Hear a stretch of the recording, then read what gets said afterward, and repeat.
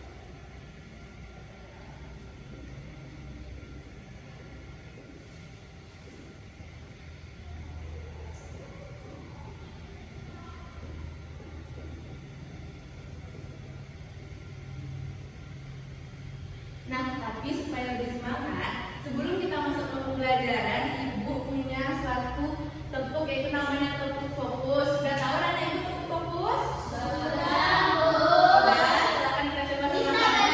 Bisa belum? Lihat teman-teman yang lain ya, Lisa. Tepuk fokus. Melihat, mendengar, mengingat. Fokus. Nah, bagus. Sekarang udah lebih fokus dan lebih semangat. Jadi Ibu mau menuliskan tujuan pembelajaran kita pada hari ini di papan tulis. Silakan dicatat ya, anak Ibu.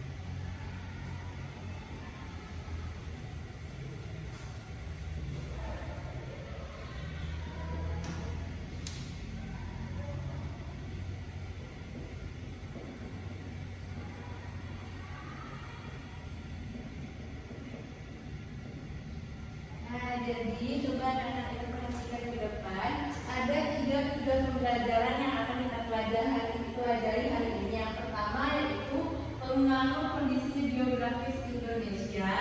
Yang kedua menentukan ide pokok.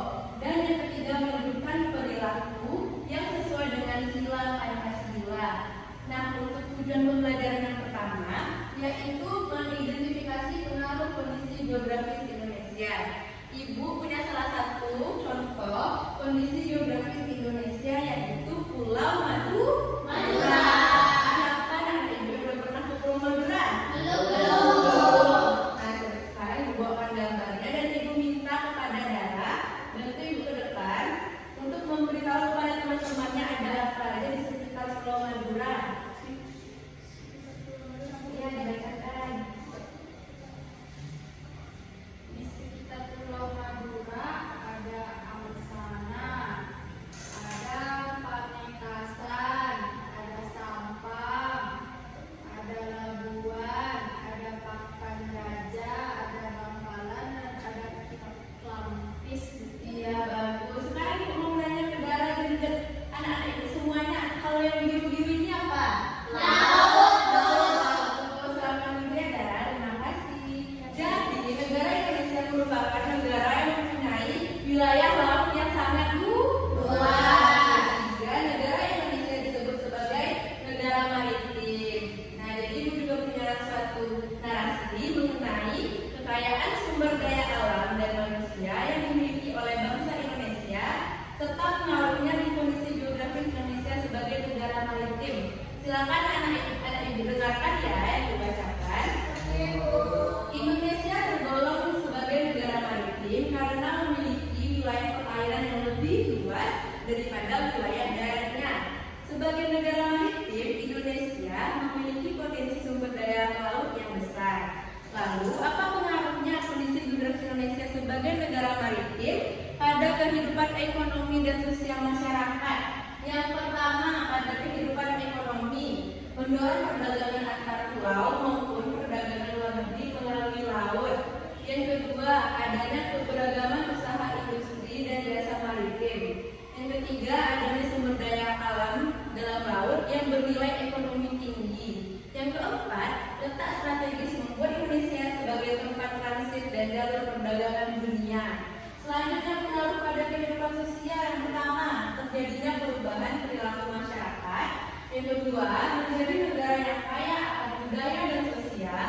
Yang ketiga, adanya pembaruan, pencampuran atau peleburan nilai-nilai antar pulau dan negara. Dan yang terakhir, terbentuk beragam bahasa daerah. Nah, sekarang ibu mau nanya ke anak ibu. Yang pertama, ibu mau nanya ke Laila. Apa pengaruhnya pada kehidupan ekonomi? Pengaruh pada kehidupan ekonomi adalah mendorong perdagangan antar pulau maupun perdagangan luar negeri melalui laut. Yang kedua, adanya keberagaman usaha industri dan jasa maritim. Iya, benar sekali ya Laila. Selanjutnya ibu mau nanya ke Mia. Pengaruhnya pada kehidupan sosial apa Mia? Bukan Bu, lupa Bu. Berarti Mia kurang menyimak ibu. Silakan bisa jawab apa pengaruhnya pada kehidupan sosial. Silakan Dara. Terjadinya perubahan perilaku masyarakat karena pengaruh masuknya pola dan nilai perilaku dari negara lain, Bu. Iya, bagus. Selanjutnya. Menjadi negara yang kaya akan budaya dan sosial, Bu. Nah, benar sekali Dara. Silakan ulangi Lisa apa yang dibilang Dara. Pengaruh pada kehidupan sosial Iya. yang pertama terjadinya perubahan perilaku masyarakat Bu. Ya. Yang kedua negara yang kaya akan budaya dan sosial.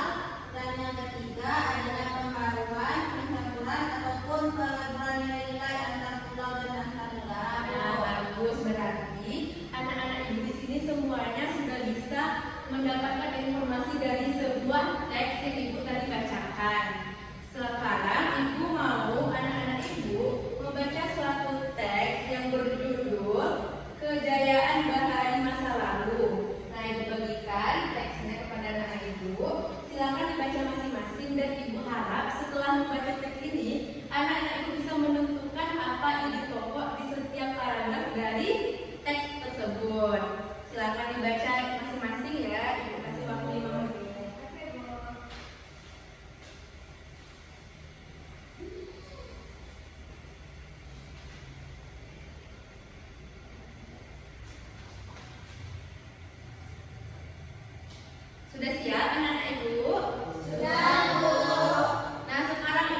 untuk paragraf pertama, silakan Lisa bacakan apa ide pokoknya.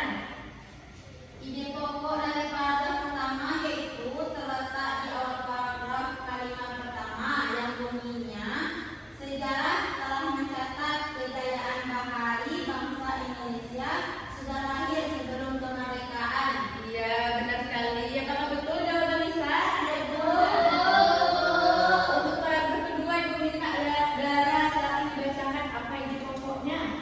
Penemuan situs prasejarah di gua-gua Pulau Muna, Seram, dan Ambuni yang dipenuhi oleh lukisan-lukisan perahu layar menggambarkan bahwa nenek moyang bangsa Indonesia merupakan bangsa pelaut, Bu. Ya, betul.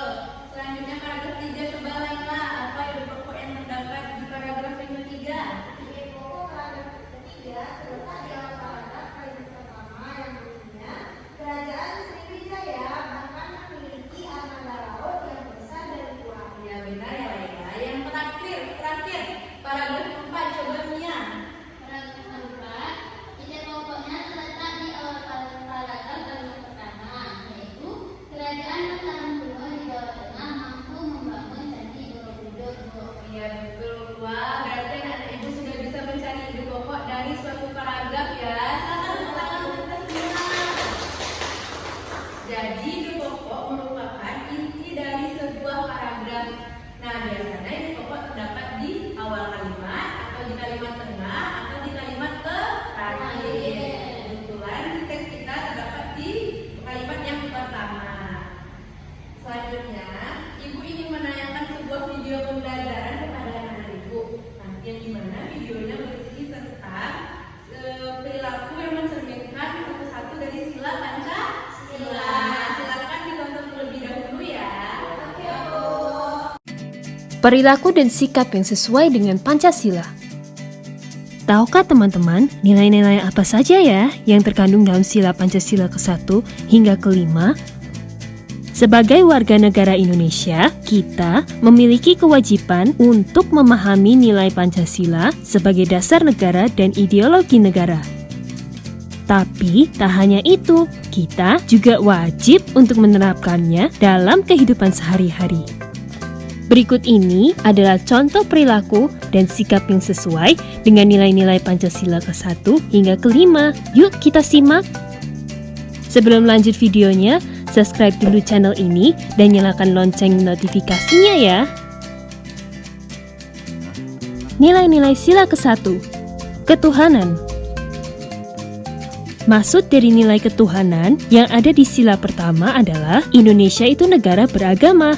Jadi, setiap rakyat Indonesia memiliki agama yang dipercaya.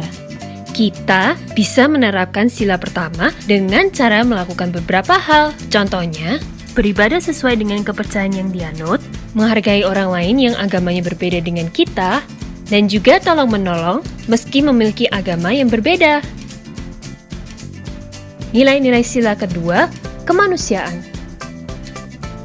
Maksud dari nilai kemanusiaan ini adalah kita harus bersikap adil dan manusiawi kepada setiap orang, meskipun orang itu memiliki perbedaan dengan kita. Kita bisa menerapkan sila kedua dengan melakukan hal-hal di bawah ini, yaitu tidak membeda-bedakan orang yang ada di sekitar kita, saling membantu, misalnya melakukan kerja bakti atau memberi bantuan pada korban bencana alam. Nilai-nilai sila ketiga, persatuan.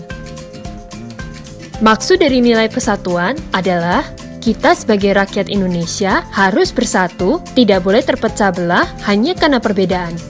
Sila ketiga ini bisa kita terapkan dalam kehidupan sehari-hari dengan melakukan hal-hal ini. Mencintai negara Indonesia dengan cara menjaga kewarisan budaya yang ada, menjaga hubungan baik dengan teman-teman satu negara meski beda suku, agama, dan bahasa. Nilai-nilai sila keempat, kerakyatan. Maksud dari nilai kerakyatan ini adalah negara kita mengutamakan rakyat. Jadi, rakyat Indonesia harus diutamakan. Kita bisa menerapkan sila keempat dengan melakukan beberapa hal. Misalnya, menyelesaikan masalah dengan musyawarah, tidak memaksakan kehendak kita saat bermusyawarah, menerima hasil musyawarah dengan lapang dada. nilai-nilai sila kelima, keadilan. Nilai keadilan ada pada sila kelima. Maksud dari nilai keadilan ini adalah kita semua harus bisa bersikap adil terhadap semua orang. Tidak boleh membeda-bedakan orang. Sila kelima ini bisa kita terapkan dalam kehidupan sehari-hari dengan cara melakukan bersikap adil kepada semua orang yang ada di sekitar kita, menjalankan kewajiban kita, dan menghormati hak orang lain. Apakah teman-teman dapat menambah contoh perilaku dan sikap apa lagi yang sesuai dengan nilai-nilai Pancasila? Teman-teman, jangan lupa kunjungi website untuk anak ya, bobo.id. Like, komen, share, dan subscribe juga ke channel Bobo yuk!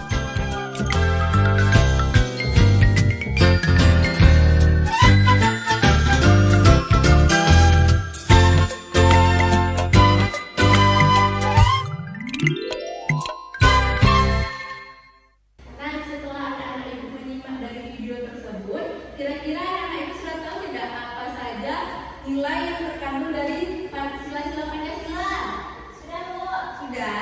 Nah, ibu mau supaya anak-anak ibu lebih paham dan lebih mengerti, ibu punya LKPD yang akan dikerjakan per kelompok. Ibu bagi kelompoknya terlebih dahulu. Kelompok yang pertama, Vicky, Laila, dan Dara. Kelompok yang kedua, Mia dan Lisa. Silakan duduk per kelompok terlebih dahulu. Ini untuk kelompok 1. Ini untuk kelompok 2. Silakan